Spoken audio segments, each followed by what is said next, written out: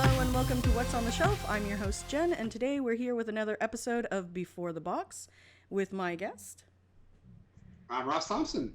Hey, I'm a marketing manager at the Op, and yeah, we're a game company that makes all kinds of cool stuff. Very thematic. We've been in business for 26 years, out of here in San Diego, and I'm excited to be on the show. So, what was your first experience in board games? Wow. I guess I'm going to go back to when I was a kid because my parents made sure that we played board games. So we played a lot of games from like Jumanji and Monopoly and Risk, which we still play over Thanksgiving and Christmas. I think some of our favorite games we played growing up were like Jurassic Park, like with the big game, right? The big board there. We played a lot of Mousetrap. Aggravation was a good one. I really like that one. And then Grape Escape. Have you ever played Grape I have Escape? not played Grape Escape, but I do remember playing Trouble and or Frustration, and my brother hating me because I usually finished first. No, it's so funny. Yeah, so I grew up playing board games there, and then in high school, I was in marching band, like all good geeks were, and I played D&D and Warhammer with a core group of friends that I still am friends with today. So we kind of that got our kick in from Warhammer. Then we found War Machine, and then the Hobbit world opened up. So So, did you have a different career before you got into the board game industry? here's a funny thing. No, I've always worked in board games. Pretty much in college, I worked for a little bit in politics. I worked as an intern and did some stuff at a couple of different city council parks and in teams here. But like besides off jobs with like what you do in high school, like I worked at the game store toward my last little bit of college. And my first real job was working at Private Two Press. So from Private Two Press, I ended up going to Simon and then a couple other places, and here I am now. So I've kind of always worked in games. So, what is one of the most exciting parts of you being in the industry? Meeting people and just kind of that whole experience, right? Because everybody comes from different paths of life, and games are kind of a universal way to bring people together.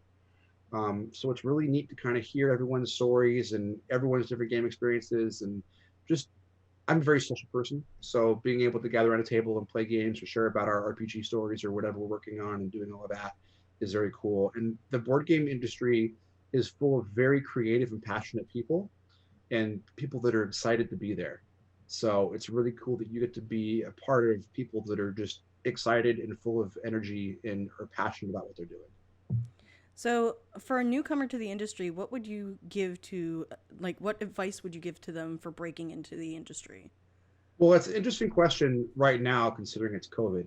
And this has been something that I've kind of been thinking about a lot over the last few months, right? So I run the Tabletop Games Jobs group on Facebook with Jessica from Gamosity. And we share a lot of the tabletop jobs that are there, some that are like intro associate jobs and some that are like high level director jobs. Well, that's a fine group. And like, here's job listings, just cold call, apply, do those things. That's only one facet to get in that way, right? I got my first job in with Private Tier Press because I'd been a volunteer with them for years. I was part of their press gang program Mm-hmm. back when volunteer programs were a little bit more fluid and people didn't care as much as if we had five of us in one room getting paid with store credit from the store, right? So I went to cons for them for like 2 years while I was in college. And I was going to shows and meeting people. I was working Gen Con, Origins, Comic Con, PAX. And I was going to all the shows. I was doing 8 hours of demos a day. And then afterwards, I'd just go hang out with different people and get to meet everybody and do all that. So it's obviously we're all clicky because we're all kind of nerdy in our own different way. And it's hard to just break in and do that. But I found that just, hey, going up, talking to people, learning about what they do. And then as you see them on repetition, that really helped me out, right? So I saw people all the time at different stuff. But right now for COVID, that's very difficult. We're not at shows. We're not going to these things, right? But there are a lot of things that are happening online, Mm-hmm. right? So the Codenames guys, they're hosting Codename game nights every Friday, right? Renegades doing all these different live stream stuff. Board Game Geek and Dice Tower are hosting all these different things. There's a lot of different content creators that are doing different stuff. Along with that, the board game industry is very good at sharing information, and people are very open about, hey, here's how you do this. Hey, here's how you do that, like with Kickstarter or marketing or game design or any of that stuff, right? So there's a lot of really good Facebook groups Mm-hmm. you can get into, and just being active on there, right? If you're lurking, that's fine. You can absorb the information and do whatever you want. But if you're gonna post, like post and just be like, don't be an idiot and don't troll and do all that stuff. But if you share, useful information and are a part of it, or you just genuinely want to learn and do those things, engaging in conversations there, and eventually your name will pop up and we'll see you. There's so many people that I have never met in person in the industry, but I know their thing online. I follow them on Twitter. I follow them on Mm-hmm. Facebook. We have conversations. So striking up those relationships is a good way to do that. And it's difficult, but when we're all a little dirty in our own ways, so it's not like we're all going to be best friends. But just those are good ways to get out there and gather. I know everyone's kind of making this like push where it's like get everything away from the bars and it's the after con hour stuff. Like, but you don't have to drink when you go to those things. You don't have to do a lot of that. Like we're all trying to be very safe and more aware of how to make these spaces safer and better. So just be open and talk and share. And I think the more that we can do that, the better we can grow. So, from your experience, what is one of the hardest parts of your job? Oh, interesting. Well, it's funny, right? So being at the op, we work in licensed games. So there's a whole other facet of things that we can't do because we have to protect the brand, Mm-hmm. right? So there's things for Harry Potter we just can't do because Harry Potter, the brand, wouldn't do that, right? And along with that comes like regional things, so we can't sell certain games, certain areas, and do things. So that's a whole other weird part of the job where it's like that's his business stuff, right? On the marketing end of things, for me, marketing is always changing, right? So, and the board game industry is currently changing a lot. Um, the op doesn't do Kickstarters, right? So we're all general release, retail release through retailers, online, stuff like that. And the board game industry right now is very focused on what's brand new right now. What can I buy immediately? Mm-hmm. So it's funny because like in the last like 5 years, a lot of the general marketing has changed toward Kickstarter, right? So everything is what's the newest thing on Kickstarter? What can I back right now?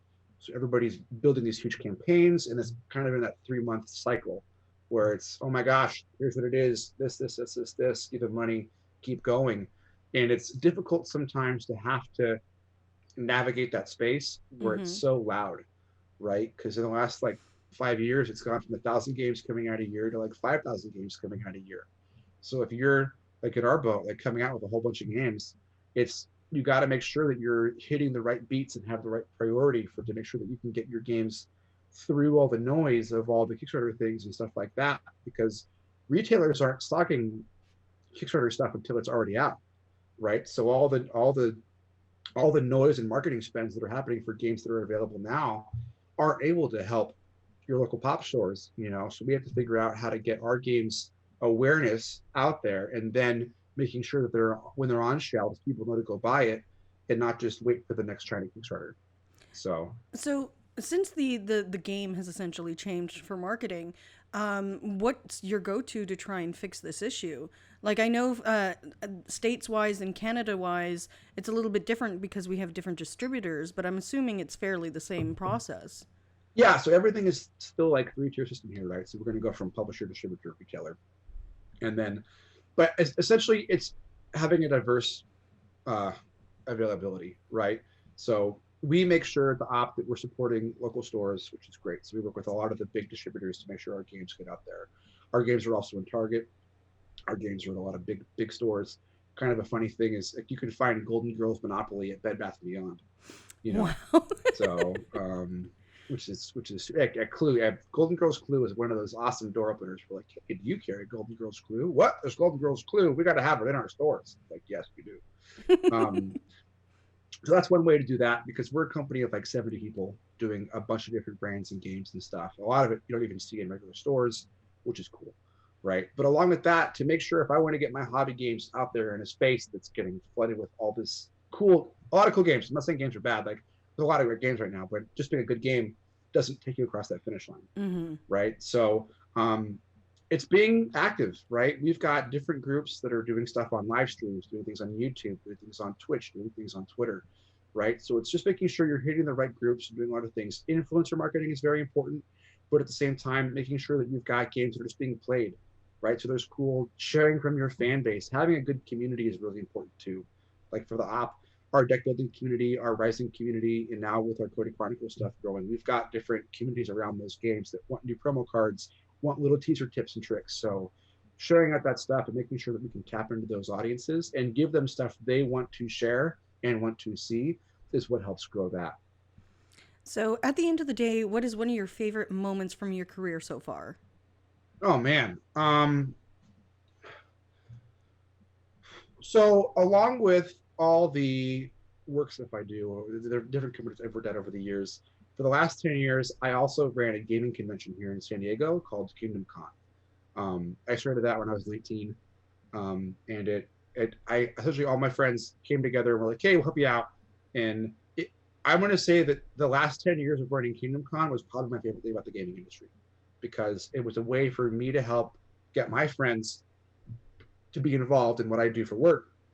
And we put on this big 4-day show where it was like 1,500 people, but we're doing board games, miniature games, D&D, up super late, huge drunk quest tournaments, all crazy, like just game night stuff. But it was being able to kind of create that experience that I experienced at other conventions for work, but bringing it back to San Diego and then being able to play those games. And that's like I ended it last year. I was just doing too much stuff, and you only have so much time in the day. Mm-hmm. So a good 10 years was a good end cap. People were really mad and angry, and I totally respect that. But I got to get my sleep back. So, I'm but surprised someone didn't pick up the mantle for you. I didn't want to pass it. Ah, And it was gotcha. it's my It was your but baby. yeah.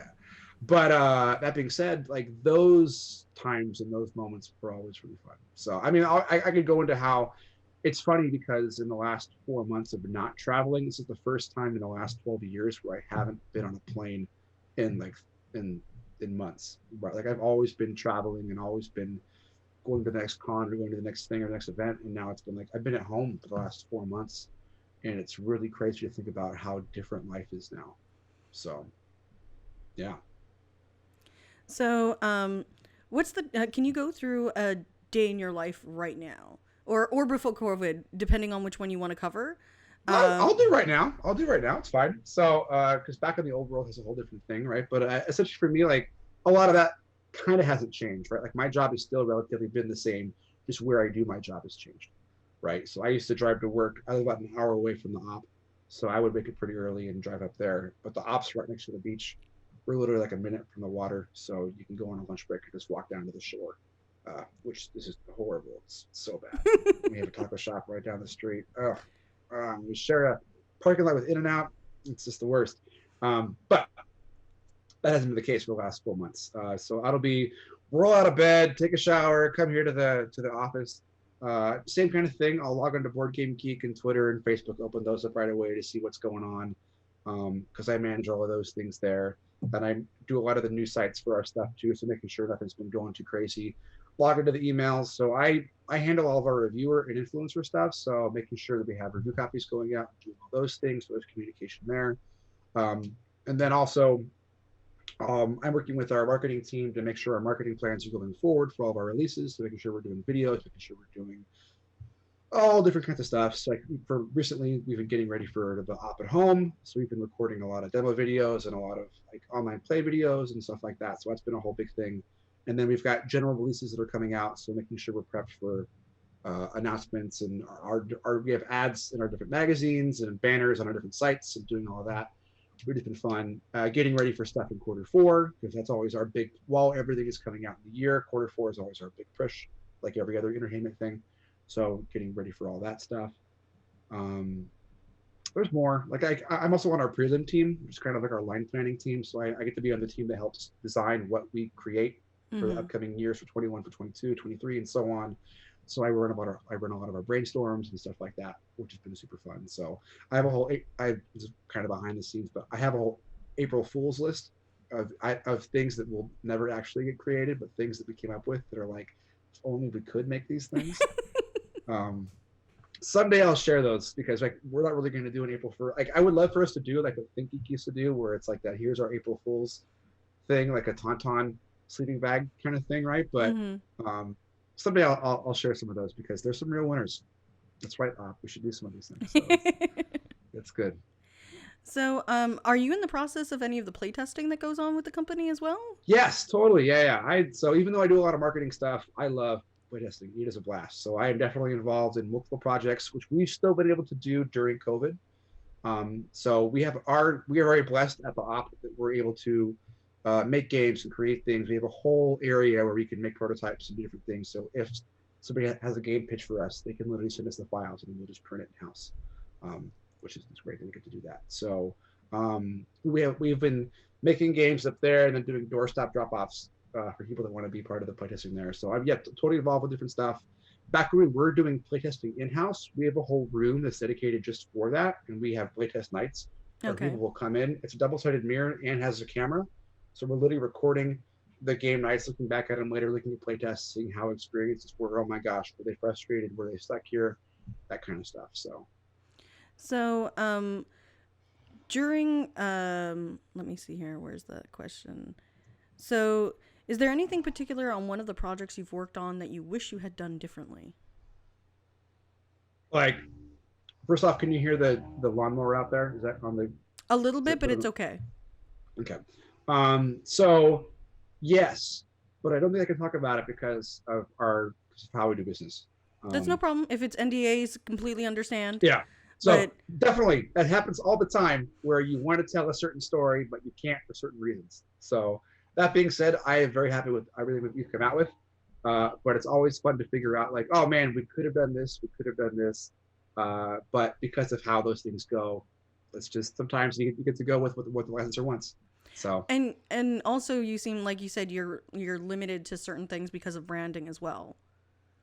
yeah, so like certain brands have certain stories they're allowed to tell or how they do things, right? So Harry Potter has a very specific way that they present Harry Potter. Marvel has a way that they present Marvel, and so one of the challenges that we get to have is making sure that the op brand is an umbrella for all of those entertainment things, right? So we're a fun entertainment house. We're a very welcoming and inviting brand that essentially gets to kind of like Netflix present to you all these different options you get to do on the table. So it's fun to kind of figure out how to maneuver all of that and which stories you can tell.